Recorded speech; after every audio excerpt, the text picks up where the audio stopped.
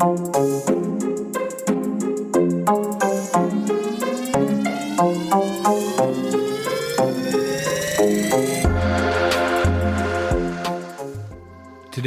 Red Riding Hood, piss play, cannibalism, and how the content of children's stories has changed over the years. I'm Cliff Mark, and this is Good in Theory.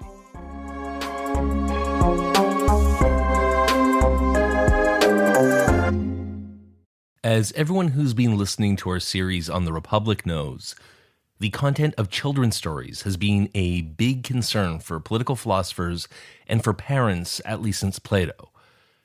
And because I like to sometimes go a little deeper on the questions that our texts raise, today we're going to have Naomi Hamer on the show. Hamer is a professor of children's and adolescent literature at Ryerson University, and she joined me to talk about how children's stories have changed over the centuries and how they were meant to serve different purposes for different audiences at different periods. And also how in the olden days there was a lot more cannibalism in them. To start off our discussion, Naomi is going to do a little reading of a unfamiliar to me version of a very familiar fairy tale.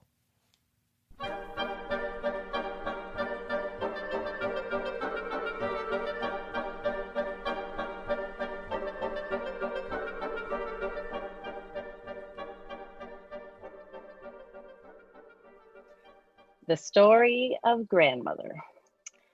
There was once upon a time a woman who had made some bread. She said to her daughter, "Go carry this hot loaf and a bottle of milk to your granny." So the little girl departed. At the crossway, she met the werewolf, who said to her, "Where are you going?" "I'm taking this hot loaf and a bottle of milk to Granny." "What path are you taking?" said the werewolf. "The path of needles or the path of pins?" "The path of needles," the little girl said. "All right, then I'll take the path of pins." The little girl entertained herself by gathering needles. Meanwhile, the werewolf arrived at the grandmother's house, killed her, and put some of her meat in the cupboard and a bottle of wine on the shelf. The little girl arrived and knocked at the door. "Push the door," said the werewolf. "It's barred by a piece of wet straw." "Good day, Granny. I brought you some hot loaf of bread and a bottle of milk." "Put it in the cupboard, my child. Take some of the meat which is inside and a bottle of wine on the shelf." After she had eaten, there was a little cat which said, "Meow, phooey. A slut is she who eats the flesh and drinks the blood of her granny." "Undress yourself, my child," the werewolf said, "and come lie down beside me." "Where should I put my apron?" "Throw it into the fire, my child. You won't be needing it anymore." And each time she asked where she put all her other clothes, the bodice, the dress, the petticoat, the long stockings, the wolf responded, "Throw them into the fire, my child. You won't be needing them anymore." When she laid herself down in the bed, the little girl said, "Oh, Granny, how hairy you are." "The better to keep myself warm, my child." "Oh, Granny, what big nails you have." "The better to scratch me with, my child." "Oh, Granny, what big shoulders you have." "The better to carry the firewood, my child." "Oh, Granny, what big ears you have." "The better to hear you with, my child." "Oh, Granny, what big nostrils you have." "The better to snuff my tobacco with, my child." "Oh, Granny, what a big mouth you have." "The better to eat you with, my child."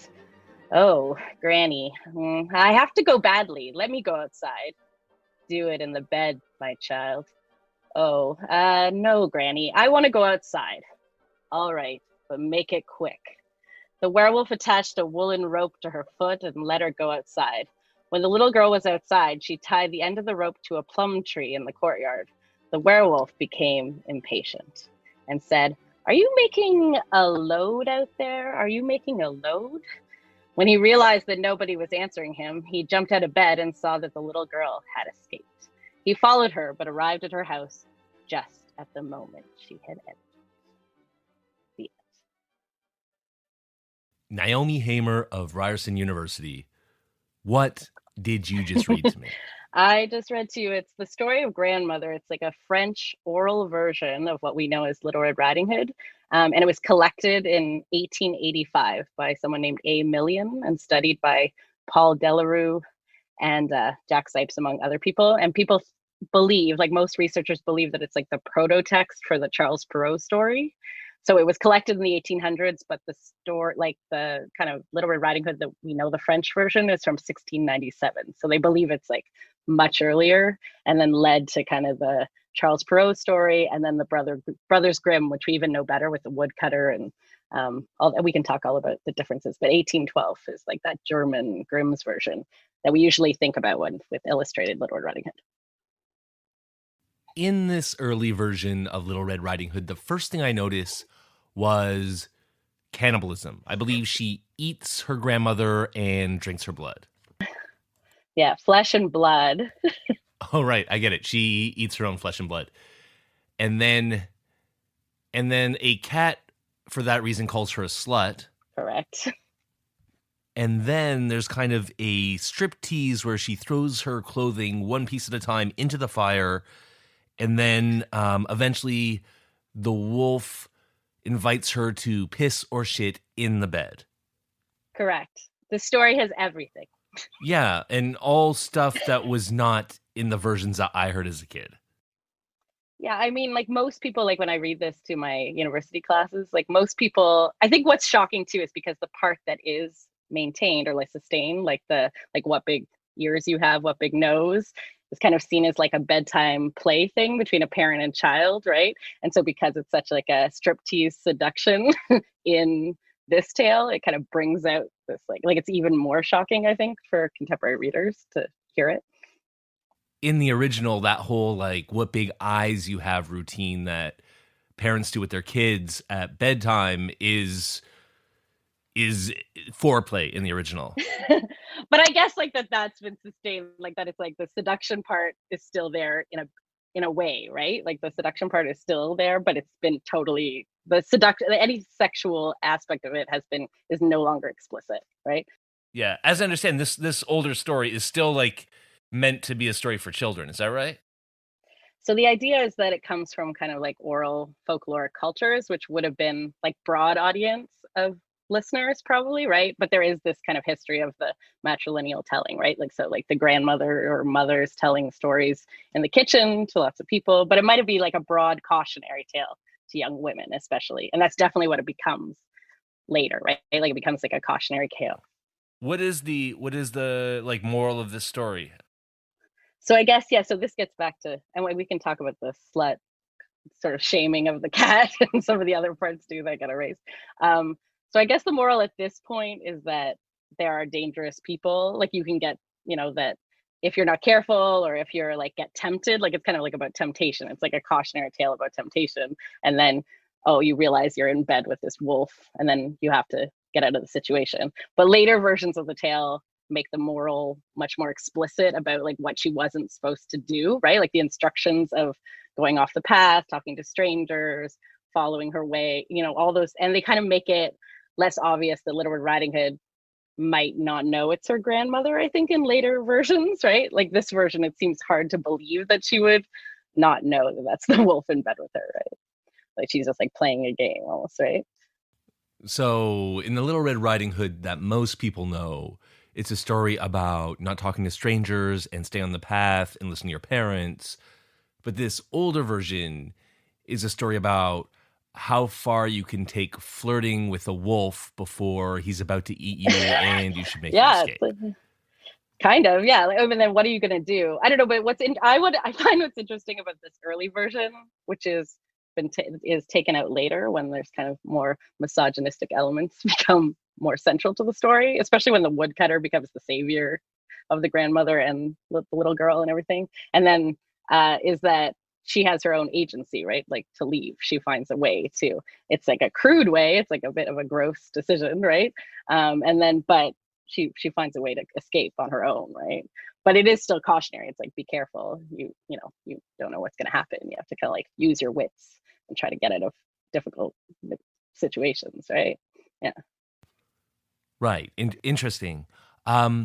I guess why we brought a lot of this up is because we've been reading Plato's Republic, and there Socrates has this idea that in the perfect city, you need to take all of the violence and temper tantrums and sex and good food and bad behavior out of poetry and Homer in particular and mythology.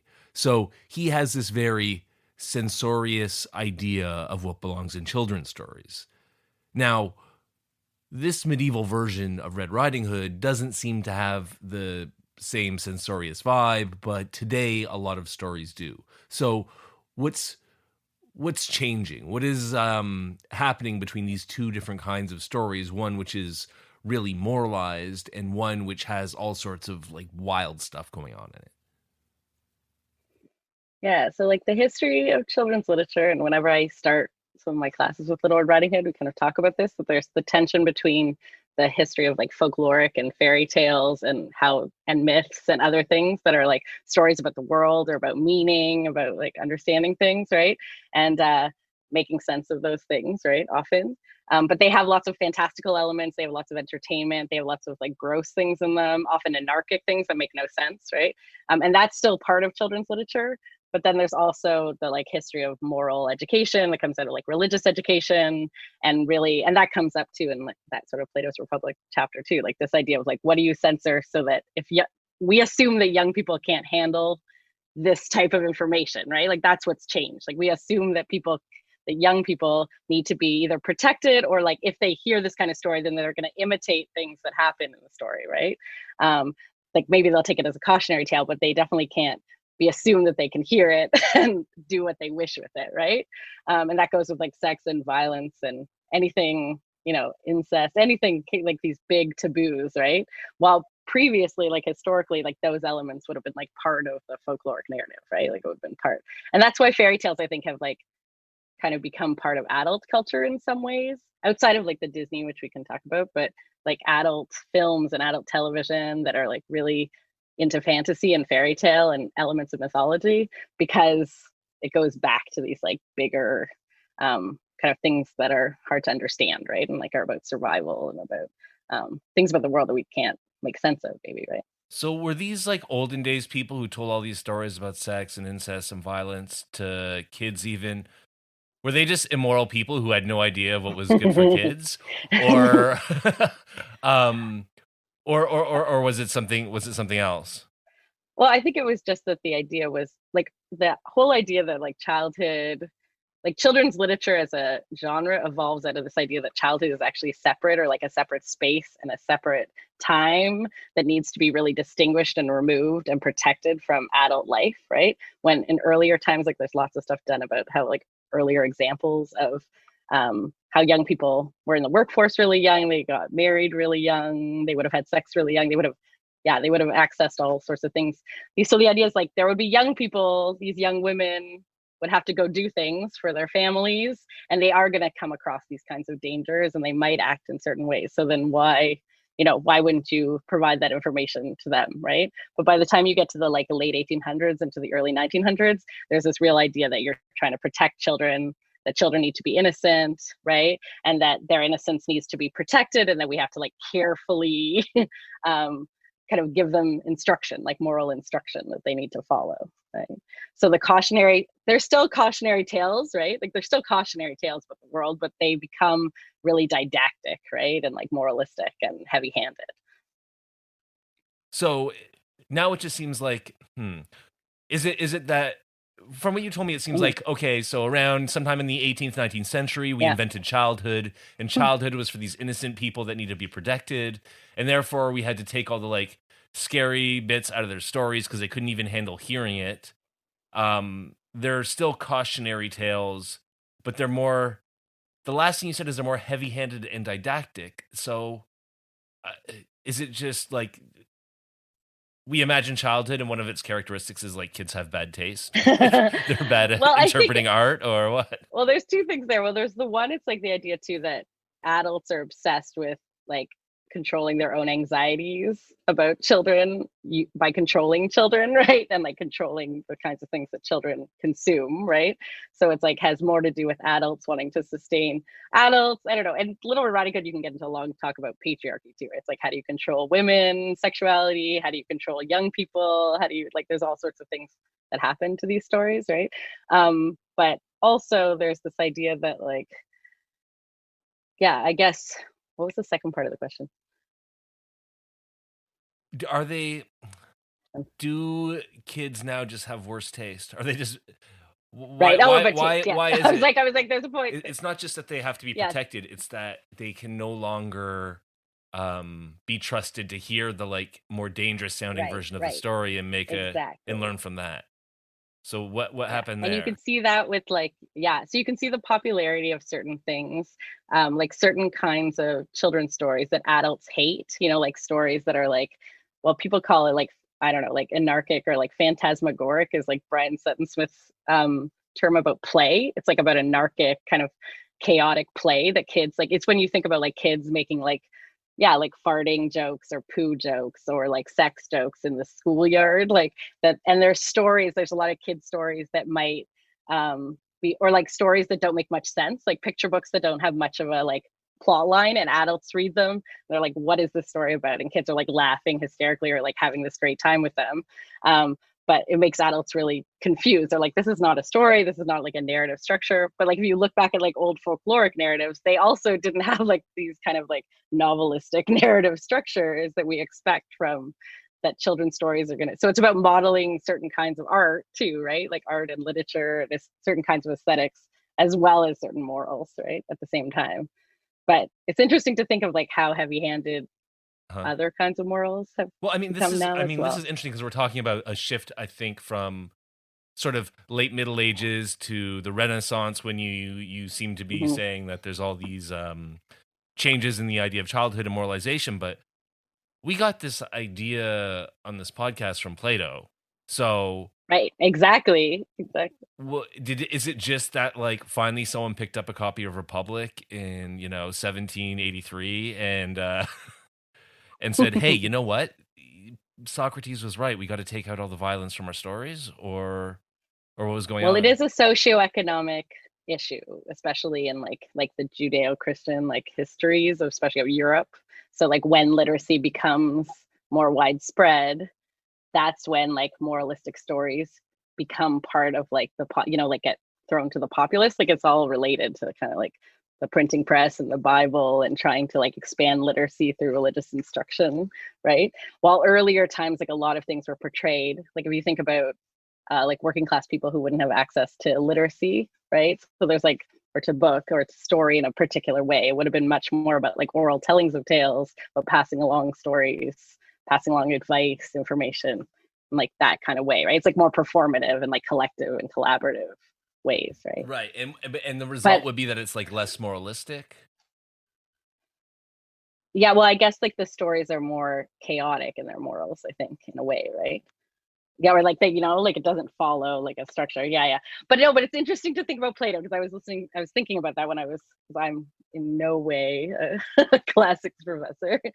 But I do know like there are earlier texts. Like I think that people like children's lit scholars would talk about how there's these tensions between like, it's called like instruction and amusement basically, or like entertainment and education, that run through like the history of humanity, like passing along information. And so like there's always these tensions between like this kind of like heavy-handed instruction of like this belief by some people that young people need to be given information like a very clear way without much blurriness.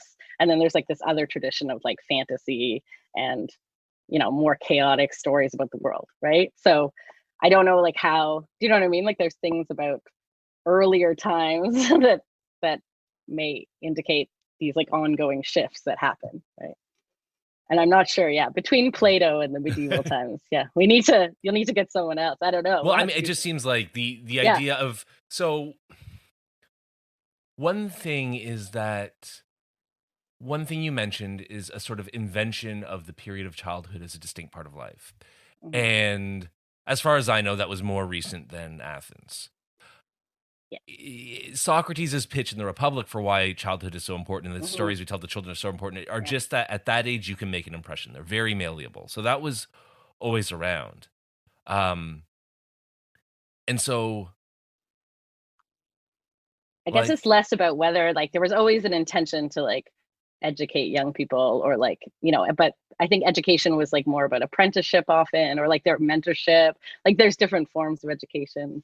You see that in earlier texts.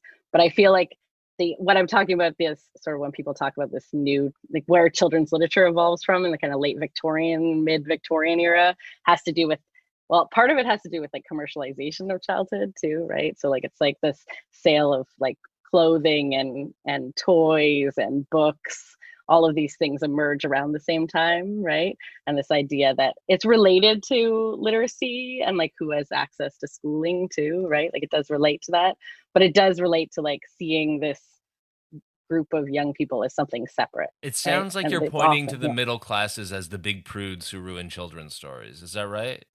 pretty much, yeah. I think you can cite me on it, sure. Well, look, you said Yeah, there's a class yeah, thing and it it's has to true. do with literacy. So no, I'm wondering if that's the case. Yeah. Well, I think because there's like all these earlier, like there are a lot of the 17th century scholars of children's literature, like talk about like these early like broadsides or like other chapbooks, right? And those things that were published earlier on that were like really cheaply produced, that would have been for like mostly like working class people, I guess, and young people as part of it.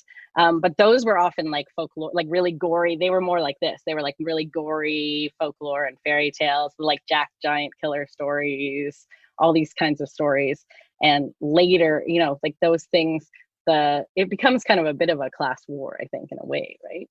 That there's different theories about like what happens, like how do those two kind of histories of like the literary fairy tale, which is very moralistic, versus and comes from like a Christian tradition, and then so it just is like back and forth the whole time, I think. So But I think it is on the one like side we have like these chaotic, violent, fun working class stories, and on the other side we have these Christian middle class, very heavy-handed didactic stories. but they Is get that meshed together. So in the creation of children's literature, by the time it gets to like what we see at the end of like the Victorian period, and then definitely even what you see now, like I'd say if you want to take it all the way up to Disney or like contemporary children's lit, that those hit like threads like still weave there's still tensions between them ongoing, right? Like on and on because they okay? never got Well then yeah. let's talk a little bit about today. So Yeah.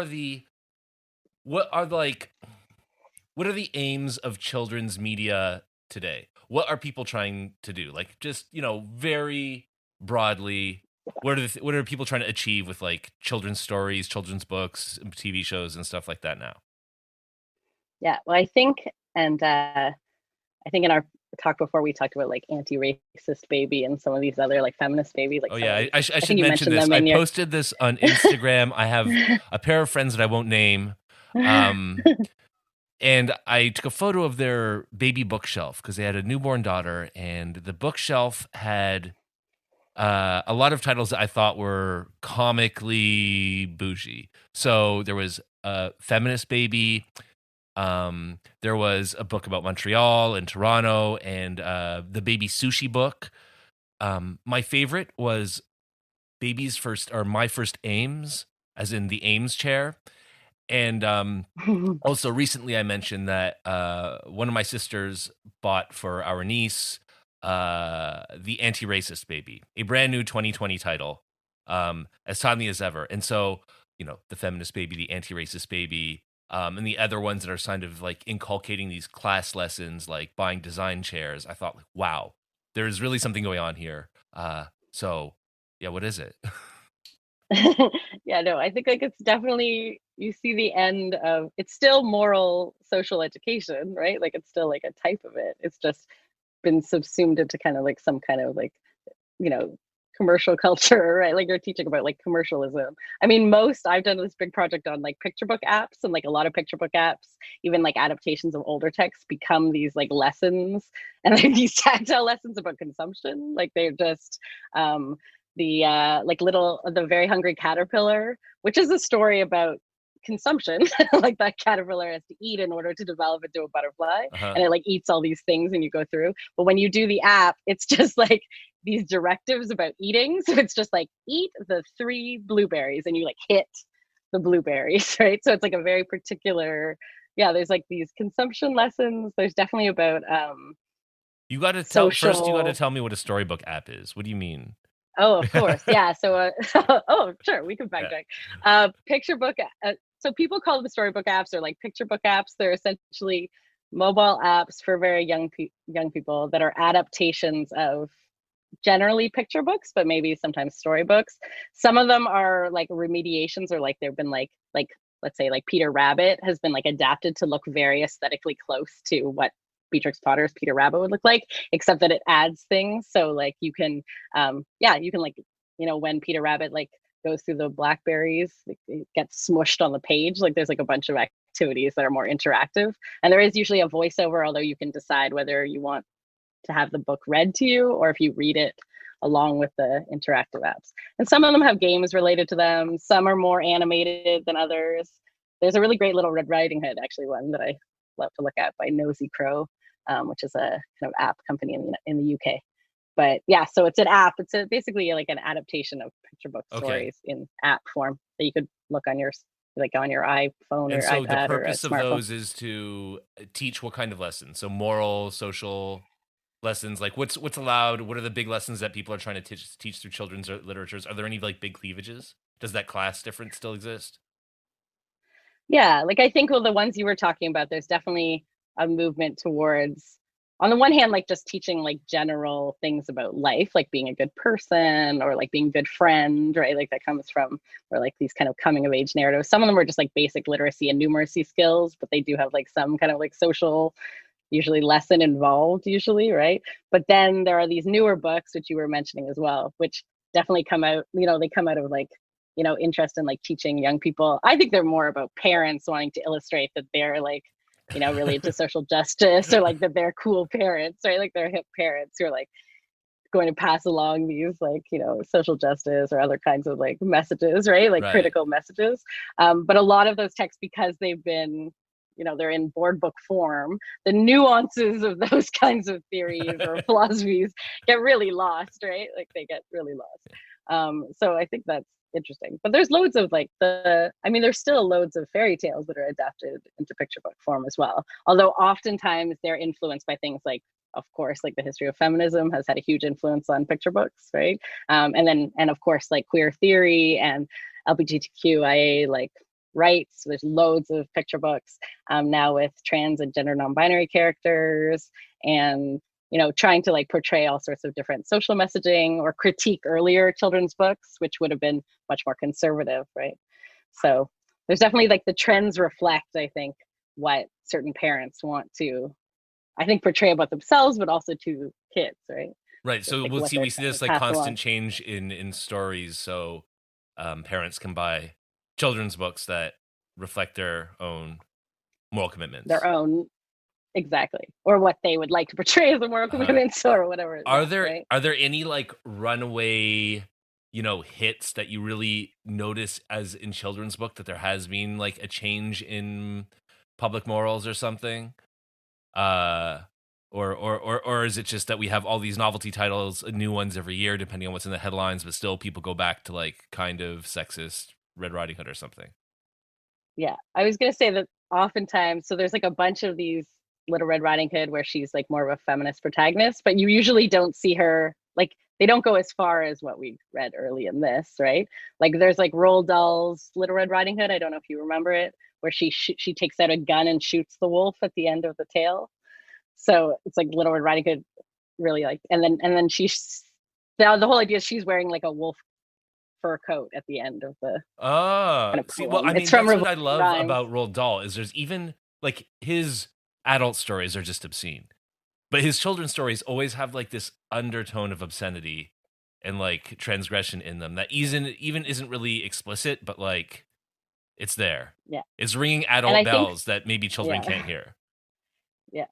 And I think though there's also like critiques of adults in a lot of those those books Yeah. as well, right? Which is what makes adults uncomfortable sometimes. They might love them or they get uncomfortable, right? Like Maurice Sendak, Where the Wild Things Are, is most famously, like, a lot of people found that book too creepy for young people. You're talking about like things being scary because they thought the wild things would like scare young people. They also didn't like that the authority of the mother in Where the Wild Things Are. I don't know if you remember the story that well, but like Max essentially, he gets up to mischief. He's like being like a badly behaved kid around the house. He's like just, getting up to his mom sends him to his room without his supper. While he's in his room, he like creates this wild thing. He goes to the place where the wild things are and he like works out all his like anger and anxieties like with the wild things and ends up being the king of them. So he gets to tell them what to do. Like it's all about kind of a Right, young right, kid yeah, yeah. kind of working out their kind of like anger against their mother, like authority figure. And then at the end, they decide they want to go home, and they get home, and the mother never really like apologizes. She just like leaves the food for him, and it's still warm. So like the whole idea is that this like fantasy adventure was all about this kid like working out their own stuff. Yeah. But a lot of people really disliked that book because they felt that the mother, like it was like the parent-child relationship didn't reflect what people wanted to see, right? Like because Uh-huh.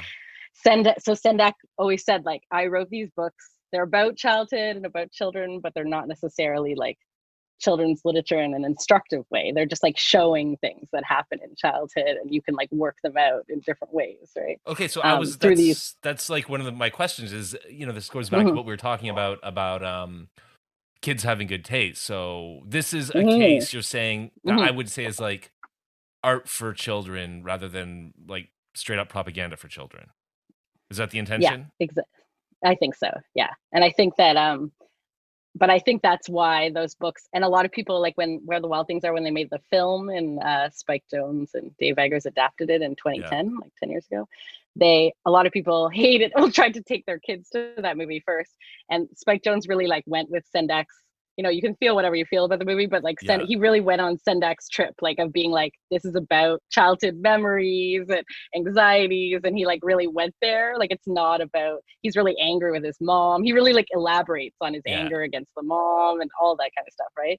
And I think that people's reactions to those kind of movies, because they wanted it to be like a kids movie that was like really simplistic and like fun, fantasy, goes on an adventure, comes back, everything resolves, things work out the way they want to, right?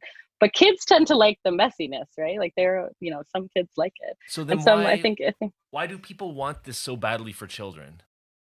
That they they need a want, very simple, like clean, not messy story. If as you say, kids like kind of a weird thing sometimes. yeah, I think it's just about control, right? Like so that there's like loads of stuff written about like the education of children is like a lot about like discipline and control and containment. And it's about containment, about I think parental and adult in society in general or whatever, like anxiety is about the uncontrolled, right? Which is like, and young people often become representative of like, like culturally, like whenever you have like, oh, young people playing video games will lead to violence, like comic books, like it's very similar to that in earlier time Yeah, like periods The where they Omen don't want, or, all those 70s horror movies or 90s, you have like yeah, like horror, yeah, like there's a different, like there's been many examples, right, of like people having this idea that like either young people are innocent, need to be protected, or they're wild and out of control and need to be controlled, right? And like the wild innocent, like kind of back and forth, it's like a binary, right? Like that's always in people's assumptions about what children are, right? And so you see that's like sort of comes out in what ends up being published or what parents think kids will like, or what, I think it's, yeah, it's a lot about that adult anxiety and fantasies too, like fantastical and ideas about what they wish their childhood was or what they hope the world would be. yeah, you hear like adults talking about childhood as this like time of wonder and this and that and innocence. Exactly. And I'm like, I remember a lot of being a kid, and this is not pressing the buttons, This is Yeah, not how yeah. I remember Well, it. yeah. And I think too, like we talk about it in my class a lot, like that a lot of young people, what's come up a lot this year, especially with COVID and stuff, that a lot of young people in all places with different backgrounds experience death and trauma and violence and other things all the time, right? And so like I think we hope that people don't experience those things in childhood, but they do in different forms and different extents, right? You experience um unfairness, you experience real trauma, right? So I think that, there is this interest in like protecting people or not remembering what happened, in your childhood.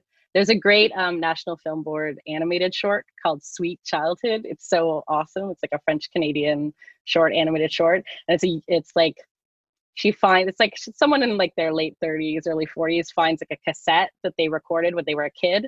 And it's like this crazy anarchic story of them having sex with a walrus man. It's so amazing. It's like so good. And it's not unlike this like Little Red Riding Hood. Like it gets really gross. Like it's super gross and sexual and violent. But it starts really sweetly. And you have her like sitting with her like tape recorder, like listening to this old tape that she recorded. Uh-huh. And at first she's like, oh, this is so sweet. I remember being a kid. And then you can see her being like, oh my goodness, I'm disgusting.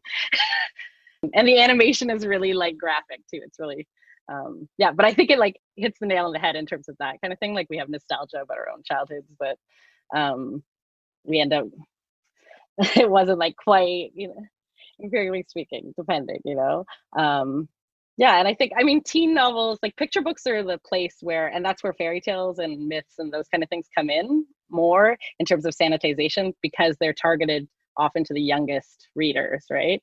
While teen novels or like older coming of age novels have always had like some kind of, like there's always been stuff about like sexuality or, violence or social justice, like all those questioning, critiquing the status quo, all of that has been part of those like novels for older readers, right? Like even kind of like older juvenile fiction kind of delves into that, but picture books and like illustrated text for young people, which is sort of where some of these stories end up, getting sanitized and sublimated, are for very young readers. So this idea that you have, that those issues might come up for like the youngest, especially like, the biggest taboo is like cannibalism or incest or all these, kind of things that were definitely part of folklore, right? And I was scared of cannibalism as a child. That I remember.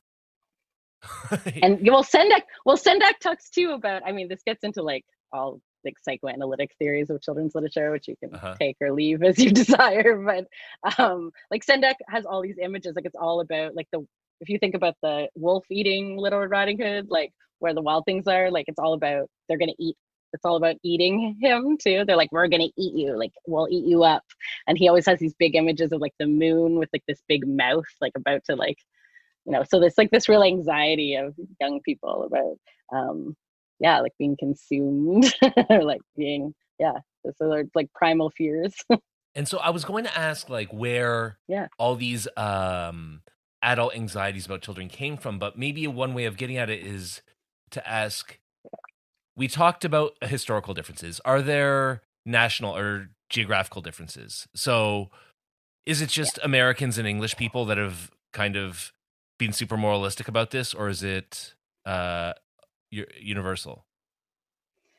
Yeah, like there's definitely, and some of the some people who've done especially like fairy tale adaptation like examinations like across different like cultural backgrounds, either the Western ones and they've been adapted a variety of ways, like definitely find those things that there are like cultural, definitely like the kind of like, Puritan, Judeo-Christian, like there's definitely like a historical precedent for like sanitizing stories, right? In the English speaking world, especially. Like you can see like the history of Canadian children's literature is fascinating because French Canadian children's books are way crazier and like way less censored at the early levels. Yeah, I was thinking that walrus man sex story had to be French Canadian.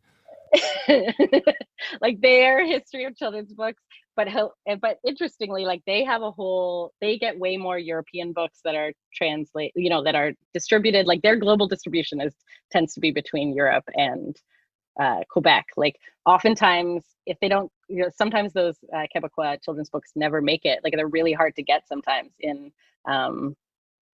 you can of course order them online, but if you like try to find them in Scholastic, like in schools or like in like kind of like mainstream, they're much more difficult to get. Like you have to kind of specialty order them. Well, I always thought that it's true that having the French language as a barrier just to completely being overwhelmed by American culture would create a space for like something more unique in Quebec, and I think that's borne out. And I think in the rest of the Canada, I'm glad that you say there's still this sort of independent tradition, but I always feel in every respect of culture that we're so close to the States that we're really just consuming so much of their media of all types. Like I think most Canadians I know talk more about American politics than Canadian politics. Right. Yeah. Um, yeah. And I think, I mean, there is, that gets back to like what sort of new picture books there are. So following the Truth and Reconciliation, um, there's been all sorts of like funds that have been given to Canadian children's publishing, I think, to produce Indigenous authored and illustrated texts.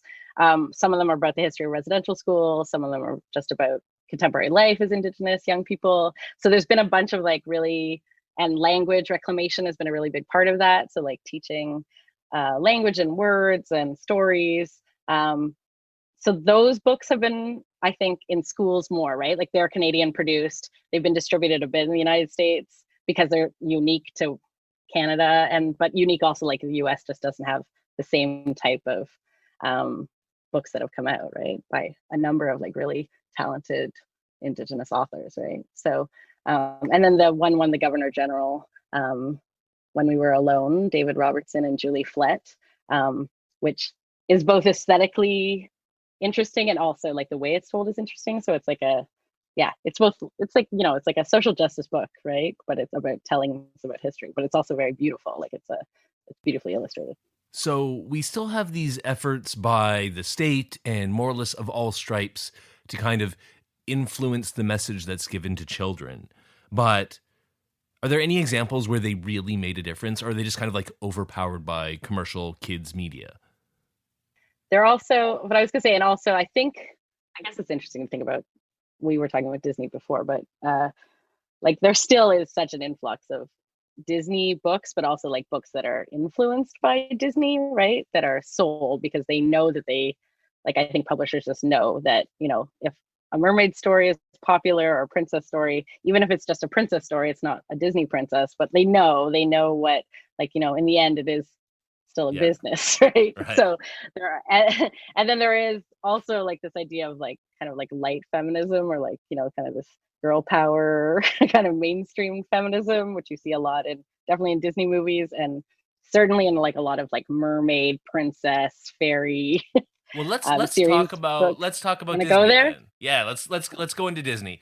Everyone knows of Disney. They don't love it. So Mm. necessarily, what Although is some of my students really do, and then I destroy it for them, and they get sad, but it's they still love it. You haven't destroyed it. okay. I You know don't I have haven't that destroyed. I power. destroyed it briefly. I Yeah. briefly destroyed it for them, like a momentary. I think you've probably just added a little dash of adult spice to their enjoyment of it. Maybe. But so tell me,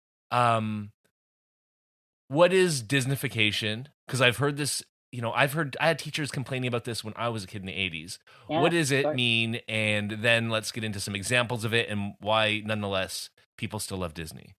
But what is Disneyfication? So I know some people hate this term. I would like to mention that Okay, as well, okay. especially in like children's culture, because I think it's just overused, right? Especially it's like used a lot in like kind of like popular media or like press, right? Like it's like a common kind of statement, right? Tell us the Um, smart way to say it then. let's Like, tell, well, I don't know what this Disneyfying. I mean, some people call it like sanitization, but I think Disney and Jack Sipes, who I've mentioned before, and other kind of like fairy tale scholars, like since the 80s and 90s, have been writing. Like he wrote this book called Breaking the Disney Spell, and he does this pretty great Marxist critique of fairy tale adaptation and sanitization and Disney's role in it. But he talks about how Disney kind of brands fairy tales in a particular way to be about the American dream, especially about dreams. Like, I mean, it's all about like dreams, and he's selling like a particular kind of fantasy, right? So they're selling certain kinds of tales which have some kind of moral or social lessons, but they're also selling kind of like a fantasy escapist experience as well, right? And that's what comes into, that's why so many of them are like musical theater inspired. They have like particular kinds of visuals. There's usually comedy involved in the narratives. There's always like a comedic sidekick, right? So they're even in the most serious of the tales that have been adapted by Disney, like there's always these entertainment like Disney is like an entertainment corporation. That's Right, like of course. their intention, right? And like especially like early interviews with like Walt Disney, he always was saying like I never said I was gonna like tell, perfect stories to young people that were supposed to be about that represent everybody's views. Like I was trying to provide entertainment. I'm like providing you with like a dream escape, right? In life, and it's not about that. But over time I think Disney has like responded to critiques about its So sexism and yeah, first racism. let's talk about the critique. So why do he's just making some entertainment? People love it. There's princesses, there's tropes. Why give me just like a couple, ring off some of the worst critiques of Disney that you hear all the time, the obvious ones.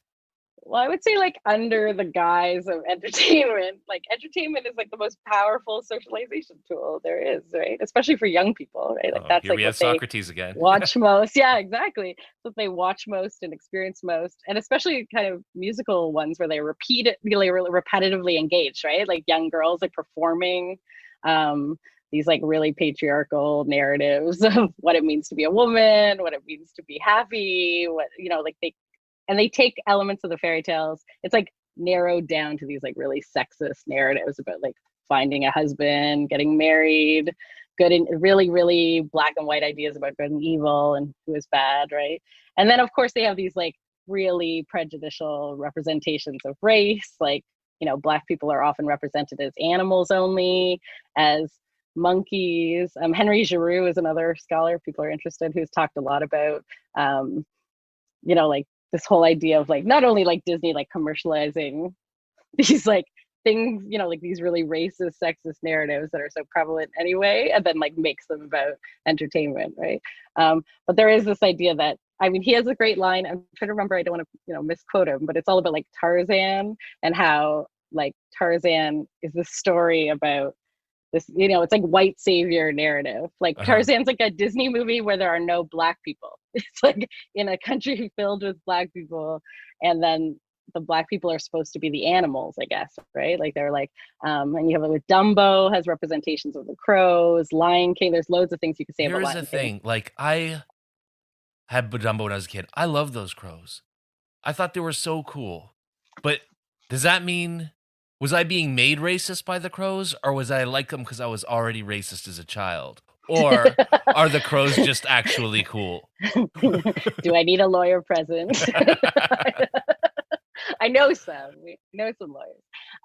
I think that they're based on like a long comedic history of minstrel shows and these kind of like musical comedic characters that were often where like black characters like the Uh-huh. crows were positioned, right, in entertainment and in film and in stage shows, right? So it comes from a tradition where you're supposed to find them funny and like them and likable, right? But then there are also these like really two-dimensional, like stereotypical images, right, that come out of like a pretty dark history.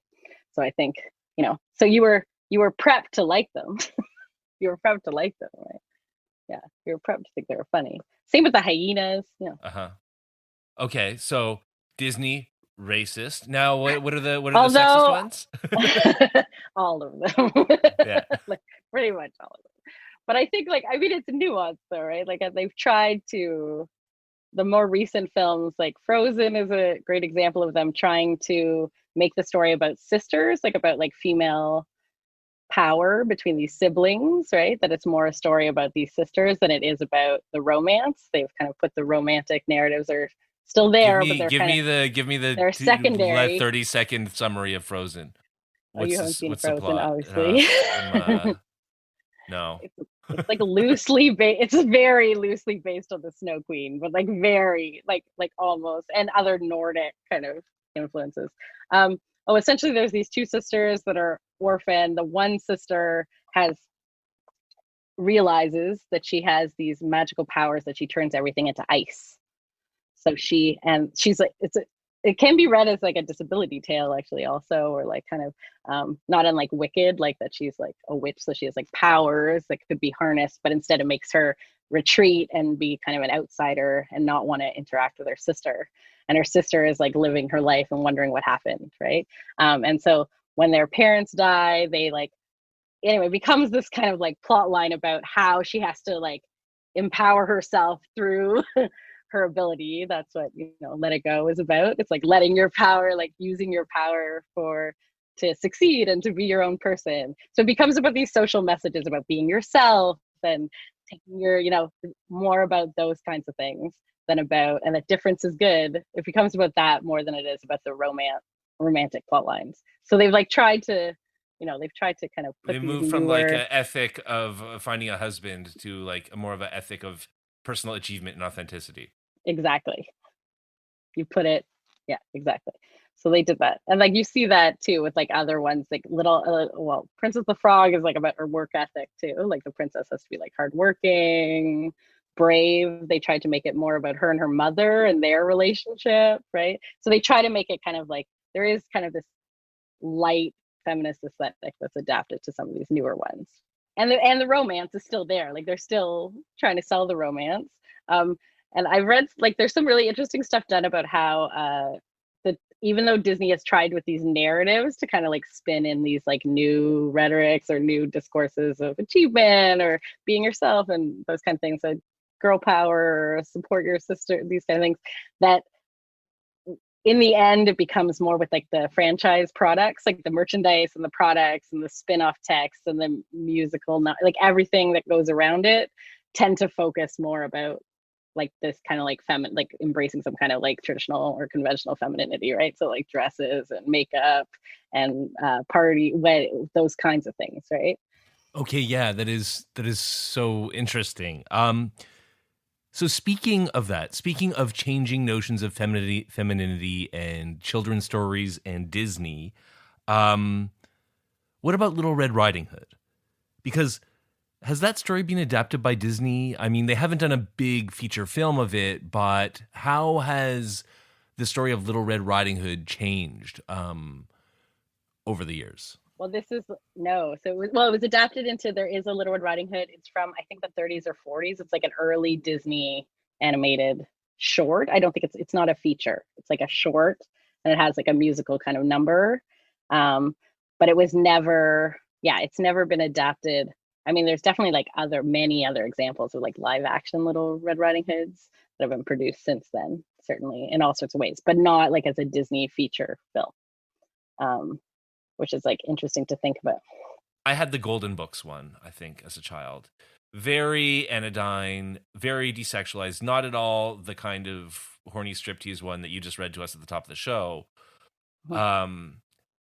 So it seems like in the history of the interpretation of this was always about sex, which I didn't even know as a child. Is that? Yeah, like you may not. Yeah.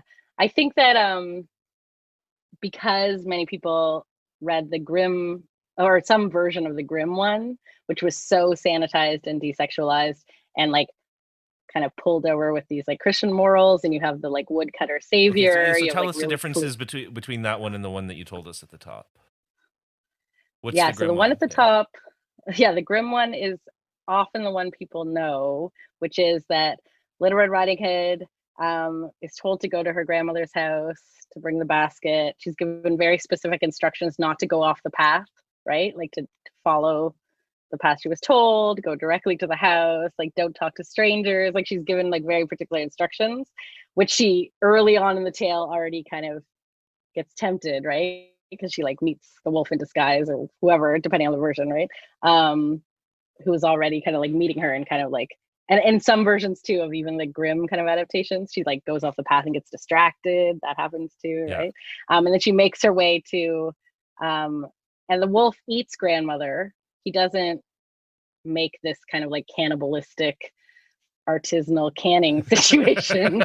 He like, right, like he just eats grandmother. Canna-nana is what I would call it. Yeah, exactly. Yeah, it's catchy. So then so he goes, he eats grandmother and then is like still hungry. So he like, and then he gets into grandmother's clothes. Like in some versions, grandma's like in the closet. Like that's been sanitized even further to be like not even violent, right? Where like she's not even eaten. But yeah, she gets eaten, and then Little Riding Hood comes, she brings the stuff, and then they do like a bit of a back and forth about but he definitely doesn't invite her into bed, right? In Right. quite the way, right? Like it's more about, um, like what big eyes you have, what big ears, like come sit with Grace. There's Sometimes no like come piss on sit. me moment. There's definitely not, and there's definitely not. And the like striptease moment, like it's just the end of this like back and forth, and then they often like chase each other around Hmm. the table, and usually like, the woodcutter comes. Like in many versions, some versions she gets eaten, the woodcutter comes and like cuts him open, and they both come out. I'm Right. sure you like recall seeing. In other versions, the grandmother's like in the closet. He almost eats like Little Red Riding Hood, and the woodcutter appears, right? So this So one's it's a lot usually like and like more saves the sanitized, day. but isn't it still like people interpret this, especially feminists, as a kind of still about rape and like we'll blame the victim, this girl, because maybe she kind of wanted it. She was flirting with the wolf. She went off the path, et cetera, and needs to be Yeah, saved and by in the a woodsman. yeah, there's definitely like the idea about like maybe it's not explicitly as Perot is definitely about like sexual Uh-huh. shaming and temptation, like the French version, even the version that's after this oral tale version. That yeah, that the grim one is still about like controlling female behavior for sure, right? So we've got this late medieval or one that we heard where Red is kind of an agent. She has her own wits about her and she escapes the wolf. Then we get into the more sexist versions of Perrault and Grimm. But that only brings us to like the 19th century. So how has the story evolved even today? I mean, a quick search of Pornhub will reveal that they're still doing adaptations. But what are the ones that you like? Yeah, like, and I think there have been like other ones as well, like adult films that have made about Little Riding Hood, not necessarily pornography, well, pornography too, but also like arty pornography that have been about that as well. That's like this is bad, and some of them have it like that she's intentionally doing it, right, and is like okay with it, and just like like finds her way out of it, and it's okay, right? Like that's those are some versions of it as well. Freeway, which is this Reese Witherspoon movie from the late '90s. I don't know if you know this one. That's my Uh-huh. favorite Little Red Riding Hood adaptation. It's like Kiefer Sutherland is the like psycho kind of maniac who picks her up on the side of the road. Like it becomes it's kind of like urban tale. She ends up in prison too. Like it's a very complicated story. But in that one, like she's very like obviously has her wits about her, isn't like taking shit from the wolf, isn't like Isn't she just definitely shooting like everyone and like beating yeah, she's people like up? shooting everyone. So it goes like way beyond the Roald Doll and in this version, but it comes from there, right? Like it comes Yeah. from this kind of like the like female agency, like she's like uses her sexuality for her own means. Yeah. That's like what she's doing and doesn't want people to like critique her for it, right? So I think that those, yeah, like the definitely like those versions of the tale are much closer. I mean, there are other ones where they're a child agency. I forgot to mention that one before. It's like Ed Young's Lompopo, which is a Chinese Hmm. adaptation of Little Red Riding Hood, where there's three siblings and they have to outwit the wolf together, like as like a group, Okay. right? There, it's more like a Hansel and Gretel meets Little Red Riding Hood in like some way. So they're like other examples of like them. It's like kind of a cautionary tale for young people, but also about like working Uh-huh. together to like get out of a situation. So like it's a little bit different again.